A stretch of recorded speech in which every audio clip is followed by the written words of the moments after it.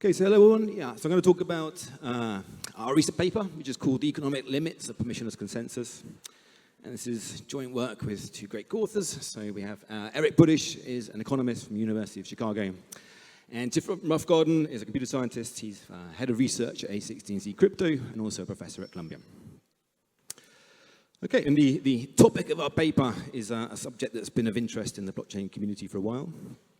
So namely, we're interested in the incentives around and costs of a 51% attack. Okay, so hopefully everybody's sort of familiar with the concept of a 51% attack.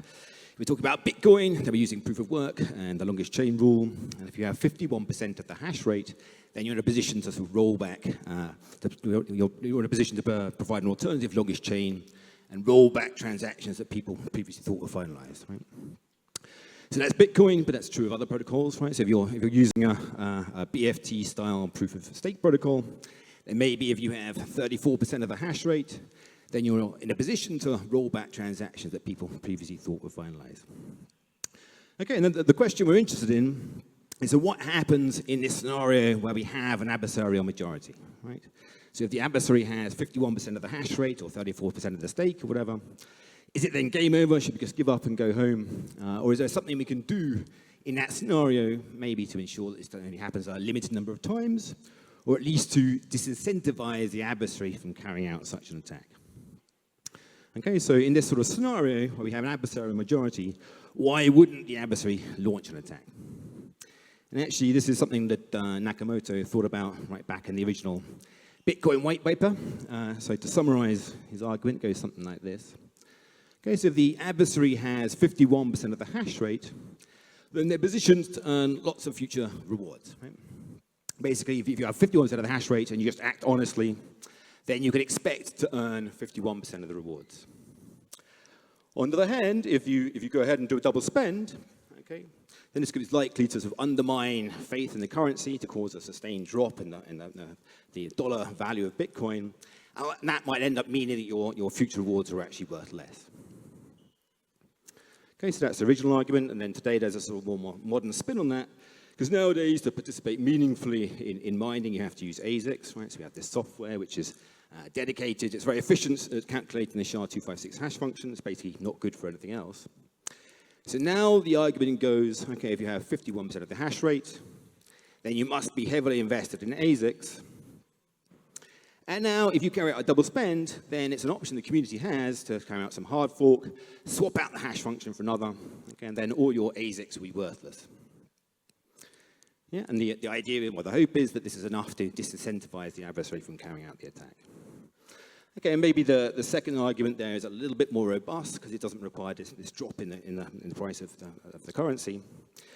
But both of these arguments have this sort of troubling aspect to them, that they require a sort of scorched earth approach to punishment, right?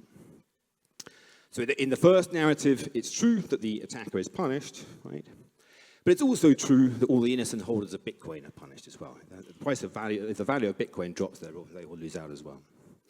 Again, in the second narrative, again, it's true that the attacker is punished, right? They lose their ASICs, but so do all the honest miners, right? Their ASICs are also worthless. Okay, so the question arises, okay, so are these issues fundamental to permissionless consensus? Is this sort of scorched earth approach to punishment the best we can do? Or are these issues specific to Bitcoin's design decisions? Maybe in particular the fact that it's a proof of work protocol. Okay, so if we're not going to use proof of work, then the next most obvious alternative is proof of stake. Okay, when people first started talking about using proof of stake, back in around about 2011 or so, the original motivation wasn't that, to enact targeted punishment. The original motivation is just to provide an alternative method of Sybil resistance, one which is maybe less energy inefficient. But by around about 2014 or so, people were beginning to analyze this idea that stake might be useful in enacting targeted punishment. And at a high level, the intuition here is fairly sort of clear. So a fundamental difference between stake and using proof of stake and proof of work is, of course, that stake is controlled by the protocol, right? Stake is on-chain rather than off-chain. So with proof of work, it's kind of hard to imagine how the protocol can reach out and confiscate some people's ASICs and not others and so on. But with stake, this is kind of easy to imagine, right? So the hope is that in the context of a proof of stake protocol, maybe in the event of a double spend, the protocol might be able to surgically confiscate or slash, if you like, the stake of an attacker, leaving the honest participants unharmed. Okay, so at a high level, this seems sort of appealing, and maybe it's a sort of plausible idea. But if you actually sit down and try and write down a protocol that carries out this sort of targeted slashing, then you quickly realize there are sort of a number of different challenges here. So first of all, if you're going to enact targeted punishment, then you better know who the target is. So it seems here that the protocol should produce, in the event of a consistency violation, the protocol better produce proofs of guilt, pointing to those guilty parties. Okay? So this relates nicely to the recent work on accountability. Not just that, though. So the protocol better produce these proofs of guilt. It also better be the case that honest players receive those proofs of guilt quite quickly, right? Specifically, they better receive those before the adversary can cash out of their position, and it's too late to punish them anyway. Okay. And not just that, we also require that honest players have to reach consensus on who should be punished and where we should go on from there. And this is potentially difficult because the whole time here we're in a regime, so reaching consensus might sound like it should normally be easy, but don't forget we're in a regime here where the adversary is large enough to cause a consistency violation. Okay, so all of this is potentially more difficult than it might be. Okay, so Ethereum obviously wasn't the first proof-of-stake protocol, but it's the largest proof-of-stake protocol today by market cap. And as everyone will know, so recently made the move over to proof-of-stake. Years before that, though, Vitalik Buterin was already emphasizing the fact that one of the principal motivations for the move to proof-of-stake is this idea that doing so might make 51% attacks extremely expensive. And if you look at the official Ethereum documentation today, it re-emphasizes this point, that one of the principal motivations for moving to proof-of-stake is this idea that proof-of-stake should offer greater crypto-economic security. Okay, so certainly in the Ethereum community, and I think probably well beyond that, there's this idea that proof-of-stake should provide greater crypto-economic security. Okay, so this raises various questions. So first of all, is proof-of-stake more economically secure than proof-of-work? Before we can answer that, though, we have to decide, okay, what even does that mean, right? If we're going to answer that question in a rigorous way, we need to write down a precise definition. Okay, so we want a precise definition of what it means to be economically secure.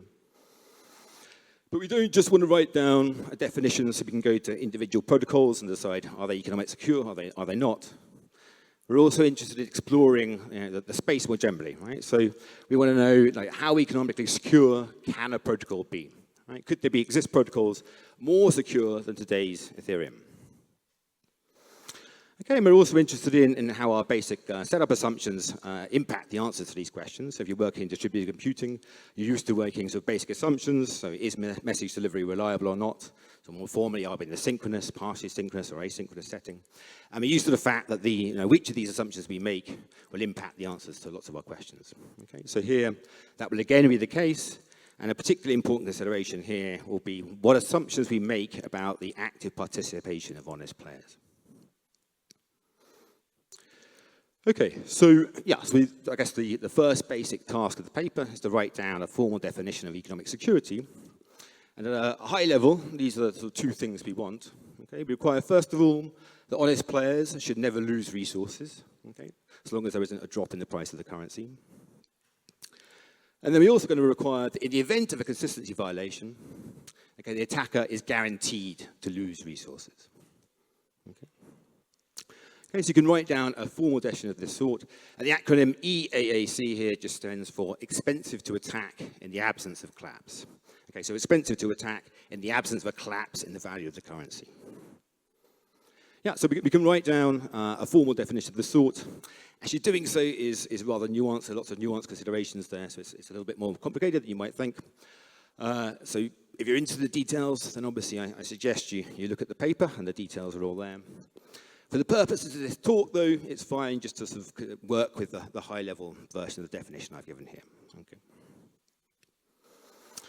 Okay, so once we have a precise definition, of course, then we can go about proving theorems. And I'm going to present 3 results in this talk. Okay, we're going to start off with 2 impossibility results, then we'll have 1 possibility result. Before we state results, though, it's important to recognize precisely what we're trying to achieve here. Okay, so it's important to observe that actually, if the adversary is sufficiently bounded that they can't cause consistency violations anyway, then protocols can be sort of trivially EAC, right? If they can't cause consistency violations, there's nothing we need to do. So what's really interesting here, the question we're really interested in, is, can we achieve protocols which are EAC beyond the security threshold? Okay, that's the case we're interested in. Okay, so as I said, we're going to state three results, two impossibility results, and then one possibility result. So here's our first impossibility result. So I'll just state it, and then I'll explain the terms. Okay. So in the dynamically available and synchronous setting, with a half-bounded attacker, no protocol is EAC. Okay, so let's explain the terms here. So first of all, the easy one. So by half-bounded, I guess mean the adversary controls like half of the resources, half of the stake, half of the hash rate, or whatever. Okay. And so the theorem holds also then for larger adversaries, obviously. The synchronous setting here, that's just a formal way of saying that communication is reliable. Okay, so formally we have this known bound delta. Messages always arrive within time delta. Okay, and then the dynamically available setting, okay, I won't write down a precise definition here. Again, you can look at the paper for that. But at a high level, that basically just means that honest participants with resources are allowed to be inactive. Okay, so you should think of this as being the setting in which your typical longest chain protocol operates. If you think about Bitcoin, with Bitcoin, it's fine, right? If some of the honest miners switch off their ASICs for a while and go away, the protocol will carry on operating fine. As long as amongst those who are active, who do have their ASICs on, a majority are honest. Okay, so the basic idea is that with a dynamically available protocol, the protocol doesn't have to know how many people will be turning up and carrying out the protocol, as long as amongst those who are, we have an honest majority. Okay, and as I say, so you should think of this as being the setting in which your typical longest chain protocol operates. It's worth observing that sort of BFT-style protocols are generally not live in this setting. Okay, they require further assumptions, right? Because with a BFT-style protocol, normally we're working with quorum certificates. We need a certain number of signatures at any given point to make progress. Okay, so if a certain number of people, honest guys, aren't turning up, then we just kill liveness. Okay. Okay, so in the dynamically available setting, even if we're in the synchronous setting, which makes it easier for the protocol, and with a half-bound attacker, no protocol is EAC. Okay. And obviously, the half-bound here is tight because if the attacker is F-bound, if F less than a half, then we're in this easy regime where we can just stop consistency violations in the first place. Okay, so to picture what's going on here, we can sort of think of a line going from left to right, where we have zero-bounded attackers on the left and one-bounded attack on the right. Okay, and what the theorem is really saying here is that in this setting, we only have sort of two regimes of interest, right? So if the attacker is row-bounded for row less than a half, then we're in the region where we can just stop consistency violations anyway. Okay, so there, so protocols can be sort of trivially EAC. But as soon as we get to the point where the adversary is large enough to cause a consistency violation when they own half the resources, okay, at that point, they're already large enough to stop the protocol being EAC. Okay, so now I'll just give a brief sort of sketch of the idea behind the proof. As I said, the actual sort of definition itself is more complicated than I've stated, and the actual proof will be more complicated. But I just want to give a sort of a high-level cartoon version of the proof to give the idea. Okay, so what we're going to do is we're going to, towards a contradiction, suppose we have such a protocol. Okay, we'll consider two sets of players, X and Y, and let's suppose that they have equal resources. Okay, so half the stake each, half the hash rate or whatever. Okay, and we'll suppose that the players in X are Byzantine and the players in Y are honest. Okay, so if the players in Y are honest, then we know how they're going to behave. They're just going to carry out the protocol as they're supposed to. So how will the players in X behave? What they're going to do is they're basically going to pretend like the players in Y aren't there.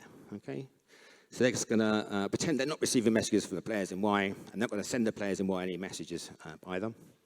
And what they're going to do is basically just simulate a version of the execution in amongst themselves. Okay, now the point is that if they do that, because we're in the DA setting, like precisely because we're in the DA setting, both X and Y have to carry on and confirm transactions. Right? Why? Because as far as the players in Y are concerned, the players in X might be honest and might just not be active in carrying out the protocol. Right? That's allowed in the DA setting. Okay, so if we're going to satisfy liveness, the players in Y have to get on and confirm transactions. Similarly, the players in X will confirm transactions. And generally, these transactions will be conflicting. Okay, and then once the players and X see these conflicting transactions confirmed, okay, then what they do is to disseminate all messages from their simulation.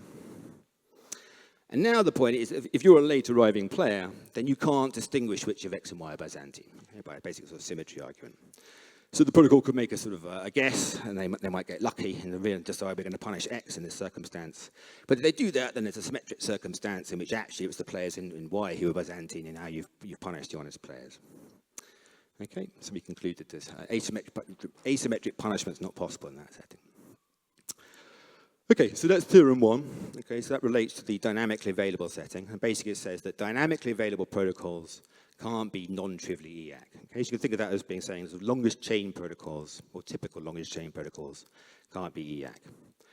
Okay, so now moving on to theorem two then. Okay, so again, I'll state it first and I'll explain the terms. So in the quasi-permissionless and partially synchronous setting, with a third bounded attacker, no protocol is EAC. Okay, so it's, again, an impossibility result. Okay, so what do these terms here mean? So we know already that in a dynamically available setting, okay, there's nothing interesting we can do. You can't be EAC in an interesting way. So we have to make things easier for the protocol in some way. So what we're going to do, we're going to make things easier by moving from the dynamically available to the quasi-permissionless setting. And the basic difference between the dynamic available and quasi-permissionless settings is in the latter, in the quasi-permissionless setting, we can assume that honest players with resources are always active. Okay? And basically, this is what allows us to carry out things like your typical BFT-style protocol. Okay? Okay, so we've made things easier in one way, and then we're going to make things harder in another. So we're also going to move from the synchronous to the partially synchronous setting. Okay, so roughly speaking, being in the partially synchronous setting means that now a communication network may sometimes be unreliable. So more formally, so in the synchronous setting, you've got some known bound delta. Messages are always delivered within delta. In the partially synchronous setting, you again have a known bound delta, and now messages aren't always delivered within delta, but they are after some point in the execution, which we call global stabilization time, or GST. Okay, so if you move to the partially synchronous setting, then the Relov cutoff point moves from a half to a third now. Okay, so now it's possible to be live and consistent if the adversary is row bounded for row less than a third. Okay. Oh, sorry. Okay, so that's the statement of theorem. So the third bound is clearly tight there. Okay, so to picture what's going on here again, so we can again see things on this line going from left to right. So we have a zero-bounded attacker on the left, moving all the way to a ROM-bounded attacker on the right. And again, what the theorem is saying is that in this setting, we also have only two regimes of interest. Okay, so if the adversary is row-bounded for row less than a third, okay, then there's this regime where we can stop consistency violations anyway. Okay, so you just would be EAC in a trivial sense. But as soon as you get to this point where the adversary is actually large enough to cause a consistency violation, okay, then they're already large enough to stop the protocol being EAC. Okay, so now let's move on to the possibility result then. Okay. So far we've seen that, okay, if protocols are dynamically available, they can't be EAC.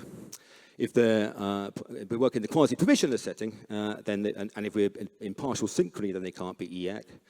So you should expect that to get a positive result, we're going to work in the quasi-permissionless and synchronous setting, and then things might be possible. Okay, and in fact, that's exactly what we're going to say.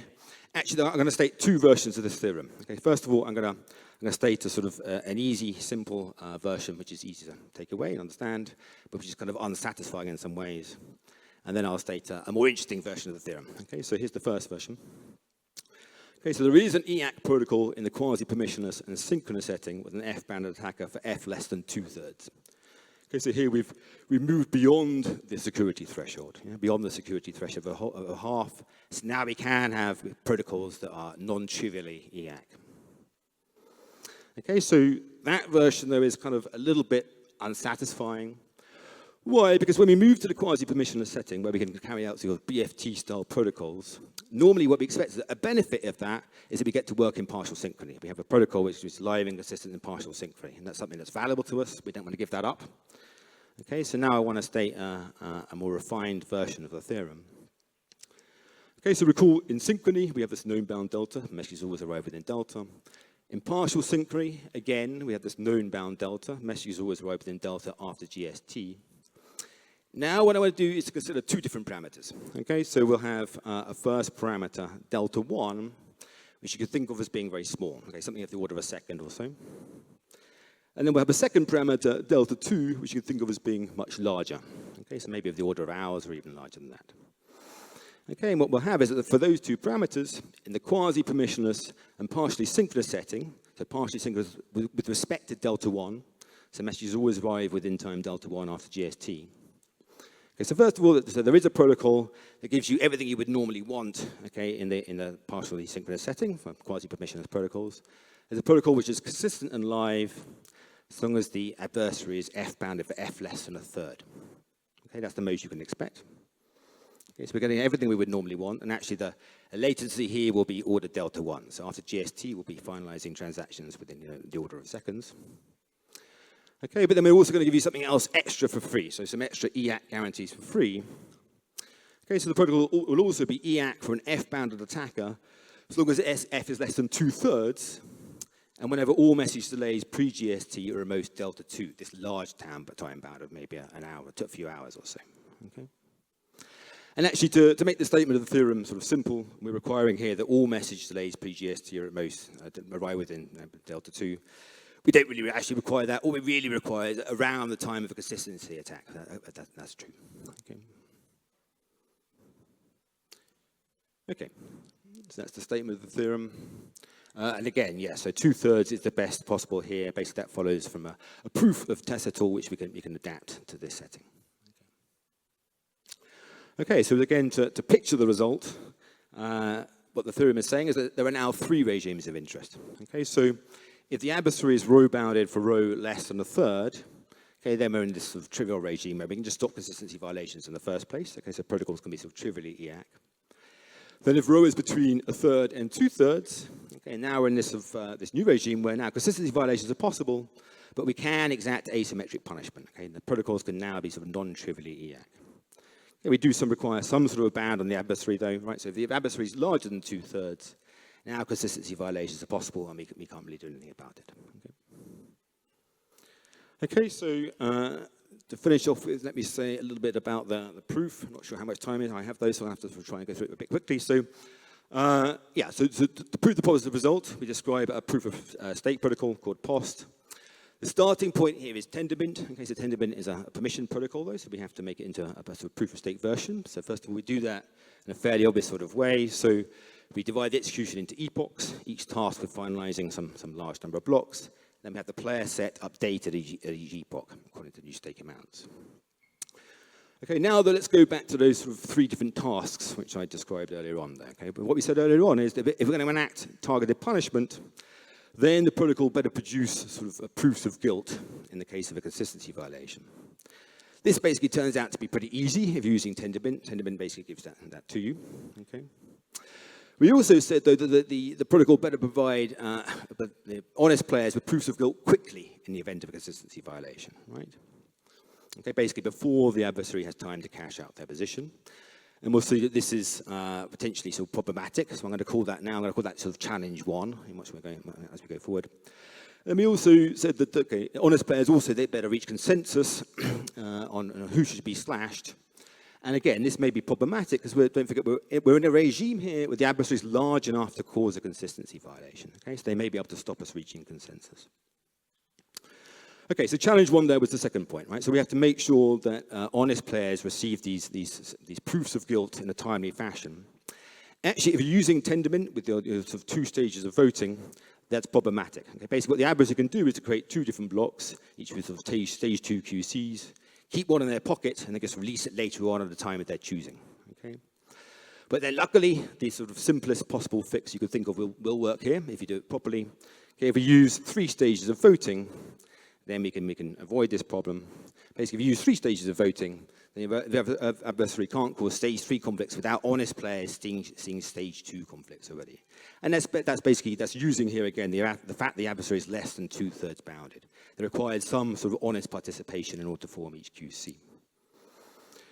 Okay, and then the last challenge is that we require honest players to reach consensus on who should be slashed. Okay. And it turns out here sort of things are sort of easier if f is less than 5.9.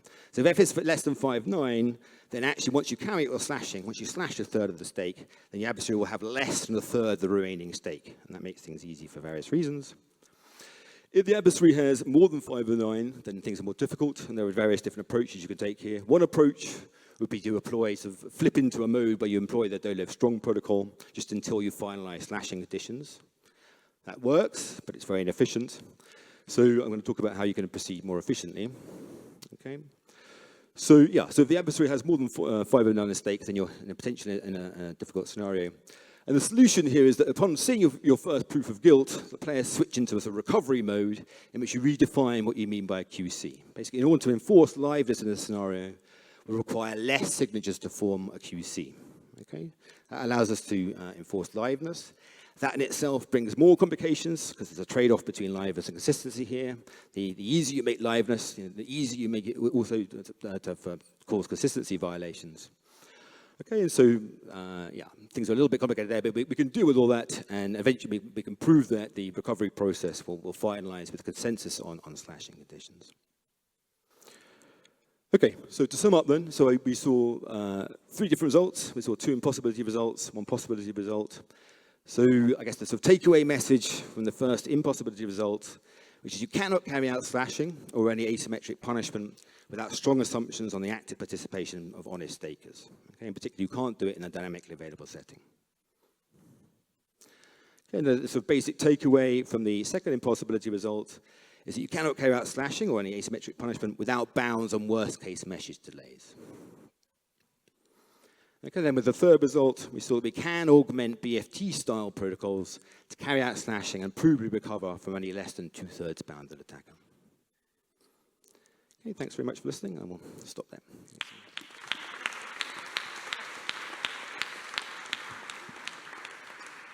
Thank you. We have time for some questions.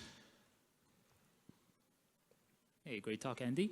I'm wondering why you need the round 3 to force the adversary to reveal round 2 QC. Why does the second round not force the adversary to reveal the round 1? Yeah, you have to think carefully about the timing of the way in which this happens. So if you look at the paper, there's a sort of, okay. So it's fine if the adversary produces an earlier block with a round with stage 2 QC and then a later block with a stage 1 QC. That's not problematic. The problem is when they produce a later block with a stage 2 QC and sort of later on reveal an earlier block which you only thought had a stage 1 QC. And then they show you have a stage 1 or 2 QC. And that in itself doesn't provide us a proof of guilt to anybody. So it's like the existing, okay. So adding 3 stages gets rid of that problem. Thanks. Yeah. Yes, please. Hey, like more of a higher level question. What has happened to the picture here if you do allow the honest nodes to be slashed, but just a bit, you know, in order to pay for slashing the adversary who did the consistency violation instead of not being slashed at all. So you want to add in some sort of epsilon will allow epsilon slashing for honest. Okay, I haven't thought about that. If you want an immediate gut reaction, it doesn't sound that useful to me, but I may be wrong. I haven't thought about that process. Yeah. Thank you. Okay. Good. Any other questions from the floor? Maybe I have a last question. Your base case was the proof of work, where the mining equipment becomes worthless. What happens if we consider space-based protocols like Filecoin? Yeah, it doesn't matter. Basically, all the arguments here are entirely agnostic to the form of the resource. So I'm talking in terms of proof of stake and proof of work, and obviously the positive result is given in terms of proof of stake, but the negative results are agnostic to the form of the resource. Yeah.